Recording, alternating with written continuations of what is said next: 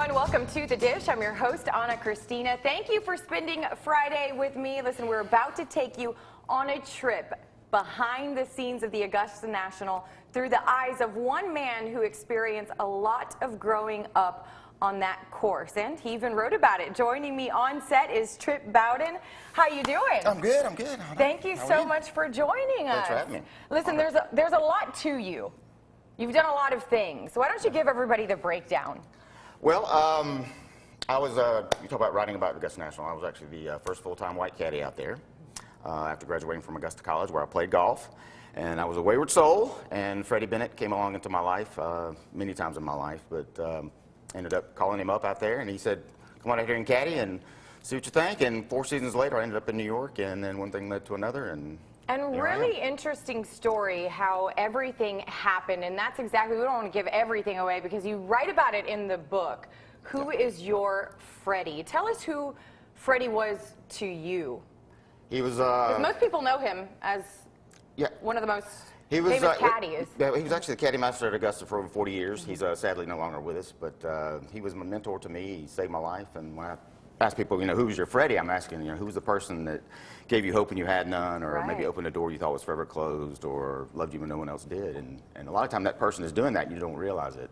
Yeah. And it's the subtle little things that push you along in life. And then luckily I remembered it later in life. And and was able to write about it. And again, you can see his book right here, Freddie and Me, but you also wrote the Caddy Cookbook. That just came out last March. Yes. And so Freddie influenced you also in the kitchen. So today we're in the kitchen. We're going to be sharing a couple of things that you taught, or that were taught to you. What are we making today?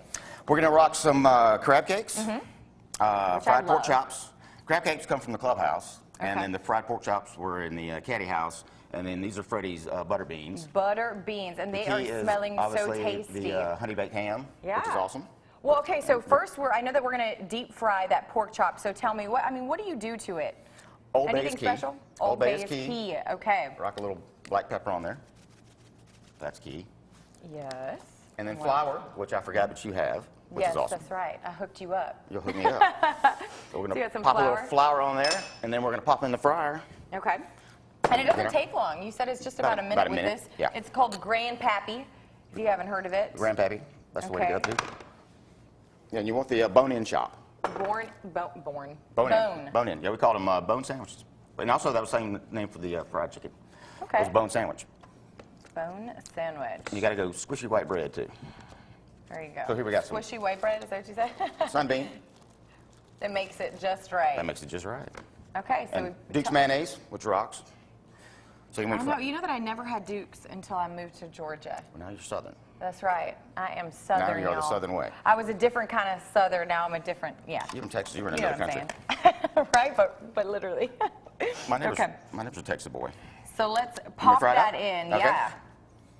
All right. And like you said, only about a minute. Now, what are some of the other, did you learn there's so many life lessons that Freddie taught you. And you knew what he was doing when he was teaching you these things. Very, very subtle about it. You didn't, like if you never raised his voice and you didn't realize what he was teaching you until after the fact. Like he put me out, after caddying, I ended up actually working for McCann Erickson up in New York, writing copy for an ad agency. And he actually put me on the bag of the CEO, knowing that eventually this guy would get me where I needed to be. Right. And he offered me a job without even an interview. I've actually never had an interview in my life. There you go. I always either got jobs through friends, and then when I came back from New York, I started up a company with someone who actually hired me to write copy for her, and we started our own advertising agency. So I've never had an interview in my life. Right. So I love that. Okay, so we're getting this ready. Yes. And now let's talk about these because can I just actually pour myself some? Yes. Yeah. Well, they would serve them up in the caddy house. Super hot, right? And they were great after a long night wildcatting, as we call it. We called it wildcatting, chasing goats. And the reason it's called goats is because it's not very flattering, but that's what we call the ladies, because goats like paper and money is paper. Ooh, that is yummy. You can drink it, it'll cure what ails you. Honey baked ham in there. We got some red wine vinegar, the black pepper, chicken stock, not broth. You want stock. Goya is a great broth as well, though. And I love that. The flavor of that is just phenomenal. I'm just going to pour myself some more over here. Knock it out. Now, what can we find in the cookbook? What type of recipes are to be expected out of that? There's everything from roasted lamb to the fried pork chops, collard greens, which are amazing. Never had collard greens until I moved here, too.